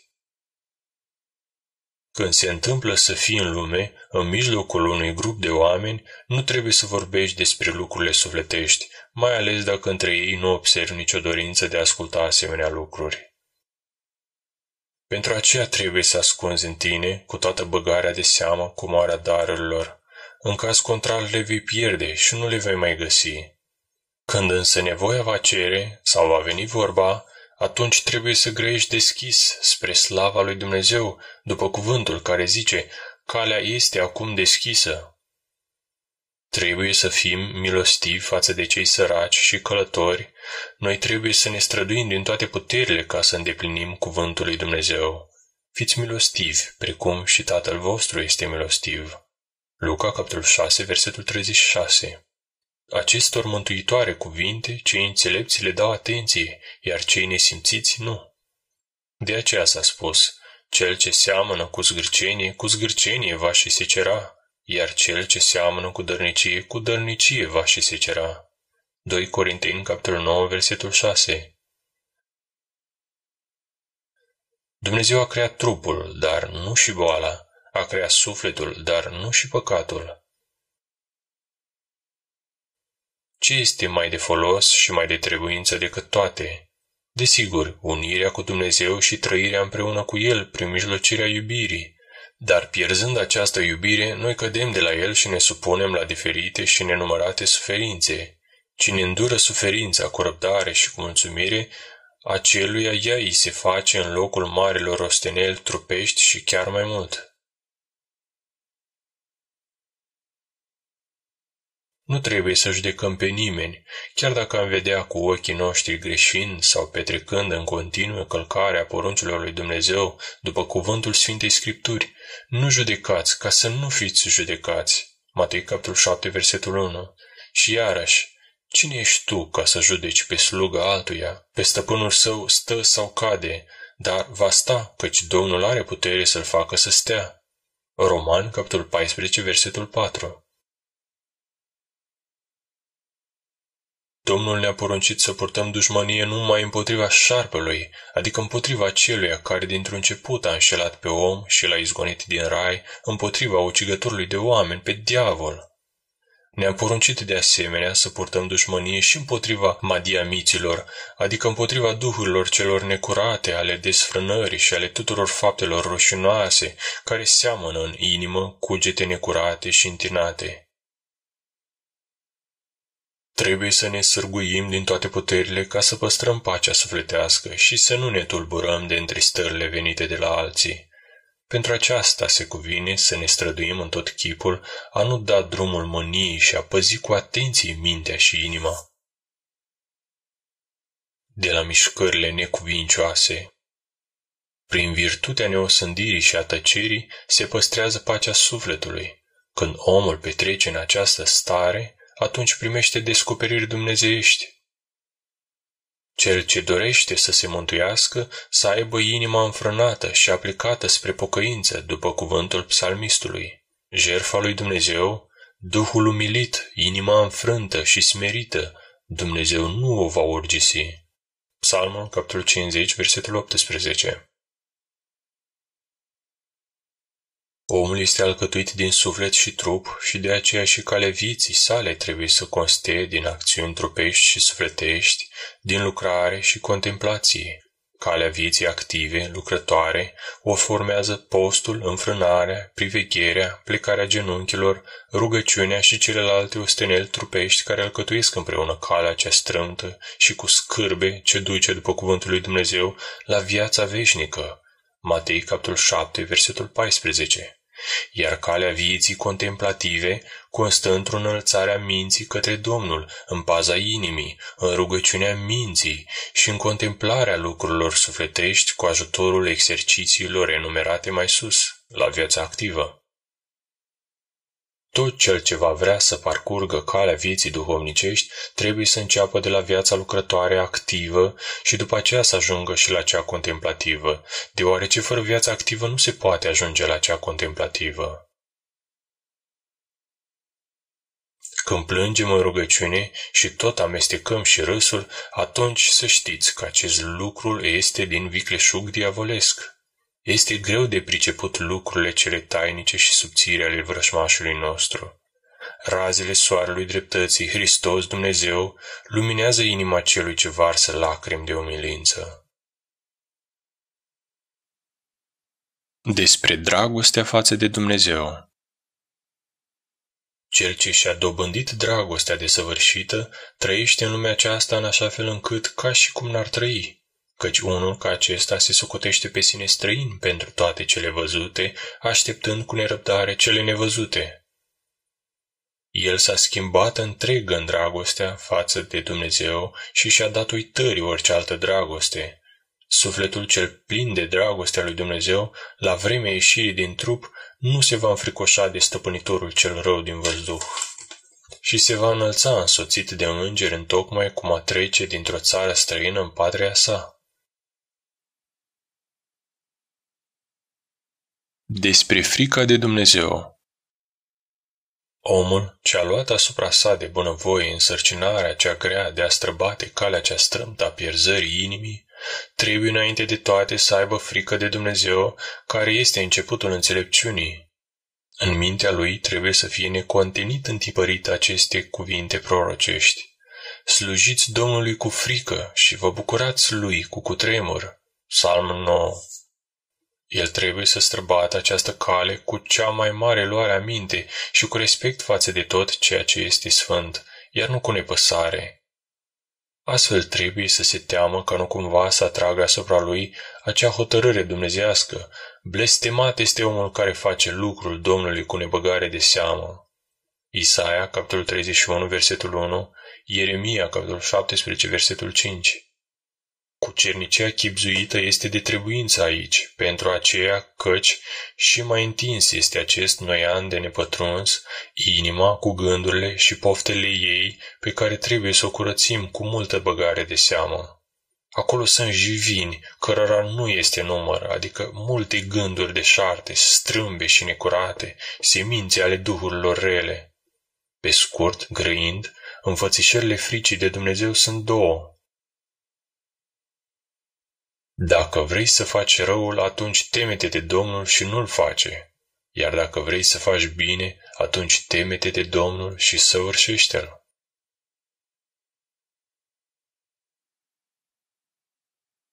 Despre cauzele venirii lui Isus Hristos în lume. Cauzele venirii lui Hristos, Fiul lui Dumnezeu, în lume, sunt acestea. 1. Dragostea lui față de neamul omenesc, căci așa de mult a iubit Dumnezeu lumea, încât pe Fiul Său cel unul născut l-a dat. Ioan, capitolul 3, versetul 16. 2. Aducerea din nou a omului căzut la vrednicia chipului și asemănării cu Dumnezeu, cum cântă și Sfânta Biserică. Pe cel căzut pentru neascultare, care era chipul lui Dumnezeu și care s-a făcut într totul stricăciune căzând din cea mai bună viață dumnezeiască, iarăși îl înnoiește înțeleptul ziditor. Canonul 1 la nașterea Domnului. 3. Mântuirea sufletelor omenești. N-a trimis Dumnezeu pe Fiul Său în lume ca să judece lumea, ci ca să se mântuiască lumea prin El. Ioan, capitolul 3, versetul 17. Și astfel noi, urmând și ținând seama de scopurile răscumpărătorului nostru, Iisus Hristos, trebuie să îndreptăm cursul vieții noastre după dumnezeiasca lui învățătură, pentru ca aceasta să dobândim toate acele bunuri pentru care El a venit, dinpreună cu mântuirea sufletelor noastre.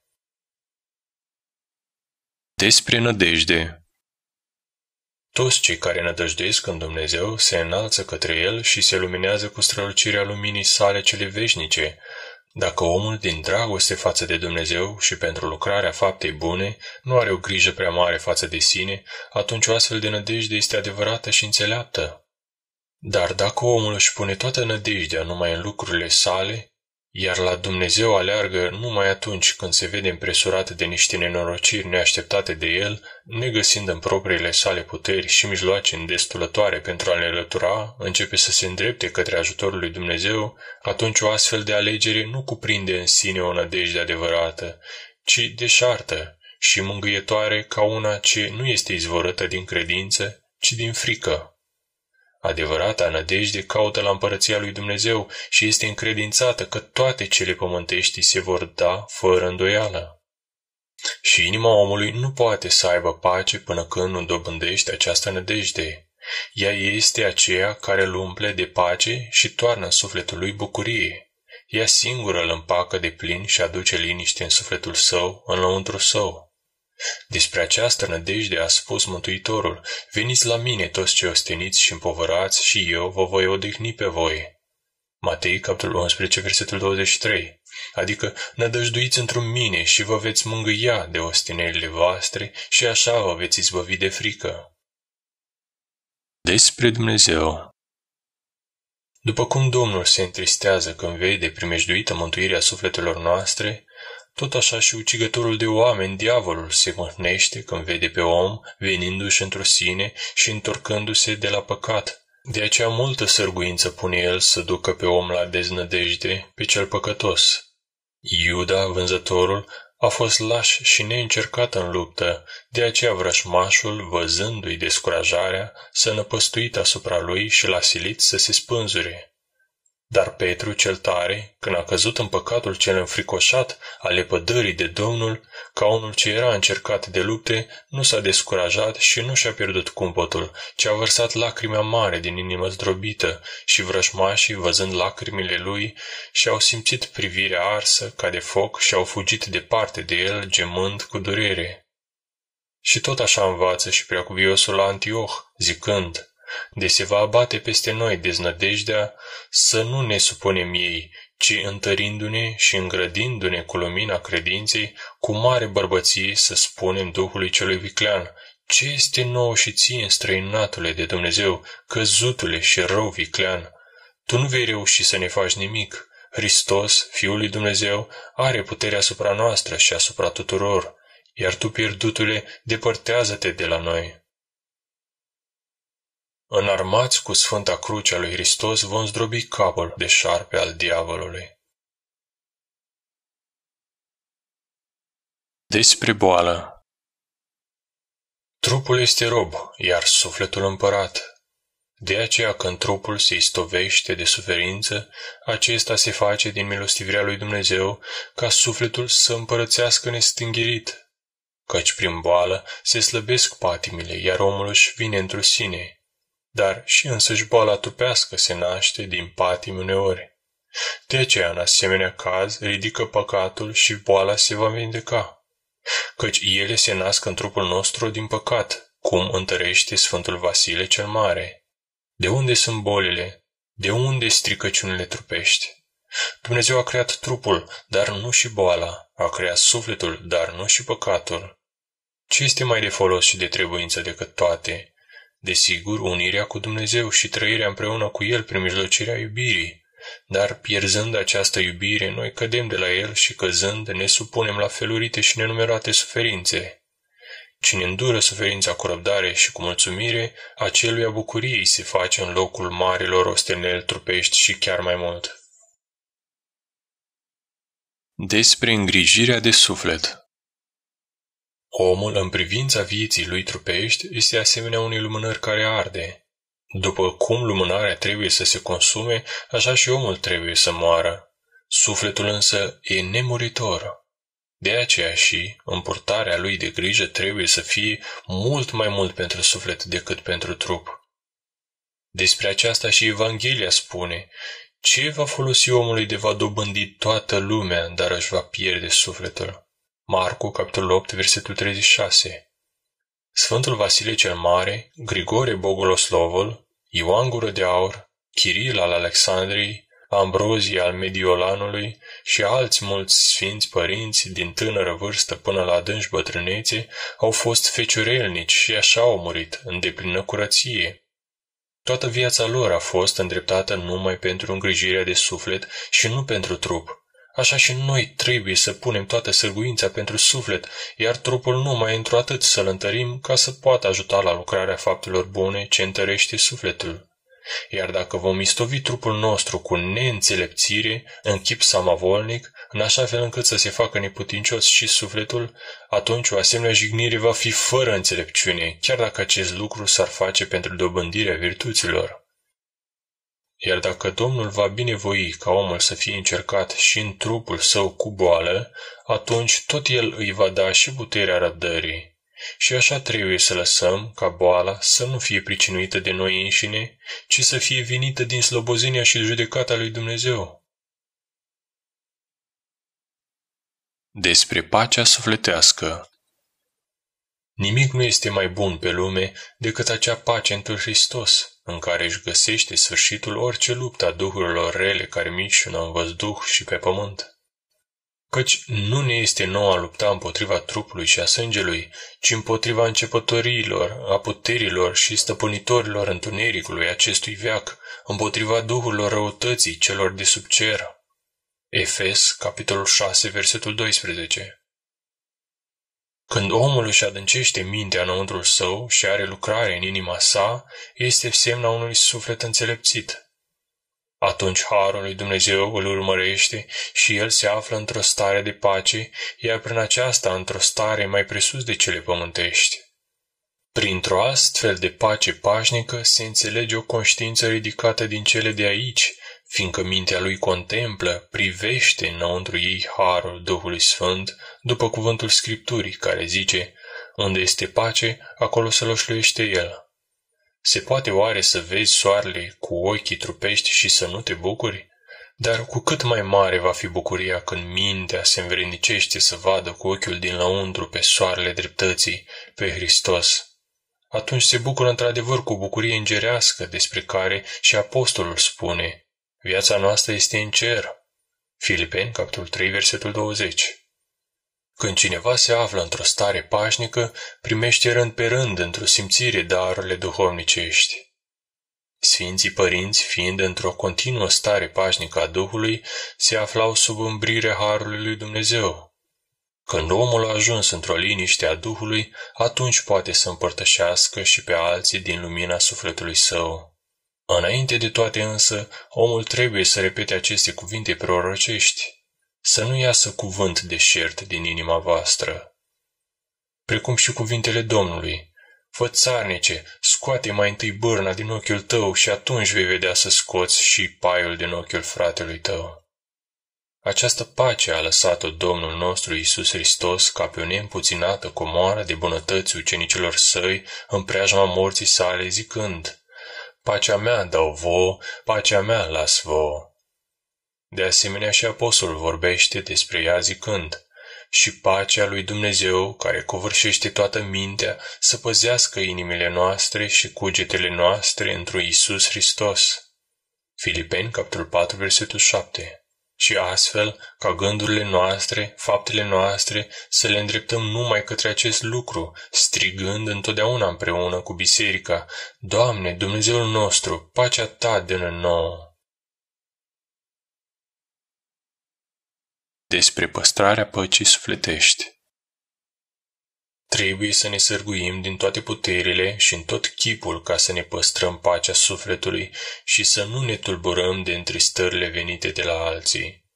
Pentru aceasta se cuvine să ne străduim în tot chipul a nu da drumul mâniei, ci a păzi cu atenție mintea și inima de la mișcările necuvincioase. Și de aceea întristările, jignirile venite de la alții, trebuie să le răbdăm cu tărie și să ne deprindem cu așa liniștea sufletului, ca și cum jignirile lor nu ne-ar privi pe noi, ci pe alții. O asemenea exercitare poate să aducă pacea inimii omenești și să o schimbe în locaș pentru însuși Dumnezeu, cum zice, și vom veni la El și să-L vom face. Iar dacă ne vine greu să ne stăpânim și să ne mâniem, atunci trebuie ca măcar să ne străduim cel puțin a ne stăpâni limba, după cuvântul psalmistului. Mâniați-vă și nu greșiți. În asemenea caz, putem lua ca chip și pildă de urmat pe Sfântul Spiridon, al Trimidundei, și pe preacuviosul Efrem Sirul. Despre cel dintâi se spune că intrând odată în palatul împărătesc, după dorința însă și a împăratului grecesc, unul dintre slujitorii care erau în palat, socotindu-l că este cerșător, a râs de el și nu i-a dat voie să intre, iar pe urmă l-a lovit cu palma peste obraz. Iar Sfântul Spiridon, fără de răutate, nemânios fiind, urmând Domnului Matei, capitolul 5, versetul 39, a întors și partea cealaltă.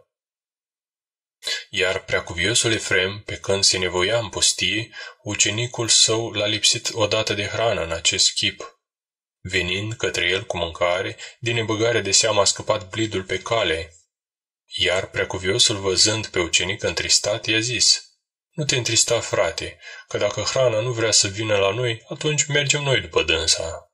Și mergând, a stat lângă blidul stricat și adunând hrana de pe jos a mâncat. Și așa era de nemânios. Iar felul cum se poate birui mânia se poate vedea din viața marelui Paisie, căci acesta a rugat pe Domnul Iisus Hristos, care i s-a arătat, ca el să-l ajute să scape de mânie, și a zis Domnul: Dacă vrei să biruiești mânia împreună cu iuțimea, să nu dorești nimic, nici să nu urăști pe cineva, nici să umilești pe vreun frate al tău credincios. Ca să-ți păstrezi pacea sufletului, trebuie să îndepărtezi de la tine mâhnirea și să te silești a avea sufletul vesel, nu întristat, după cuvântul înțelepciunii lui Iisus Sirah. Întristarea multă ucide și nu este folos într ea. Când omul are o mare lipsă în lucrurile cele de trebuință pentru nevoile trupului, atunci este foarte greu să biruiască mâhnirea. Aceasta însă se potrivește numai pentru sufletele slabe, nu și pentru cele ce și-au pus nădejdea în Domnul. Pentru păstrarea păcii sufletești, trebuie de asemenea să fugim în tot chipul de judecarea și osândirea aproapelui. Prin neosândirea altora și tăcere se păstrează pacea sufletului. Când omul petrece într-o asemenea rânduială, atunci primește și descoperiri dumnezeiești. Ca să ne izbăvim de osândire, trebuie de asemenea să fim cu luarea minte de sine, să nu primim de la nimeni gânduri străine și să fim față de toate ca niște morți. Pentru păstrarea păcii sufletești, trebuie să cobori într-o sine cât mai des și să te întrebi: unde mă aflu eu acum? Și odată cu aceasta trebuie ca simțurile trupești, îndeosebi vederea, să fie în slujba omului celui din lăuntru și să nu se îndulcească sufletul cu cele ce cad sub simțuri. Fiindcă darurile binecuvântate ale Duhului Sfânt le primesc aceia care au lucrare lăuntrică și veghează cu stăruință asupra tuturor mișcărilor din sufletele lor. Se cuvine a păzi cu ochii veghetorii inima noastră de orice cuget și închipuire necuvincioasă, după cuvântul grăitor de pilde. Păzește inima ta mai mult decât orice, căci din ea se naște viața. Pilde, capitolul 4, versetul 23. Din păzirea continuă a inimii se naște curăția lăuntrică, prin care se poate vedea Dumnezeu, cum ne încredințează adevărul cel veșnic. Fericiți cei curați cu inima, căci aceia vor vedea pe Dumnezeu. Matei, capitolul 5, versetul 8. Când s-a turnat în inima noastră ceva de preț, nu trebuie să vărsăm aceea în afară decât la mare nevoie, fiindcă acele ce s-au adunat acolo numai atunci pot să rămână fără primejde din partea vrășmașului văzut și nevăzut, când se păstrează înăuntrul inimii, iar inima numai atunci se încălzește, fiind aprinsă de focul Duhului lui Dumnezeu, când se află într-o ea apa cea vie, iar aceasta când se varsă, inima se răcește și omul îngheață. Ați ascultat Sfântul Serafim de Sarov, Scopul vieții creștine.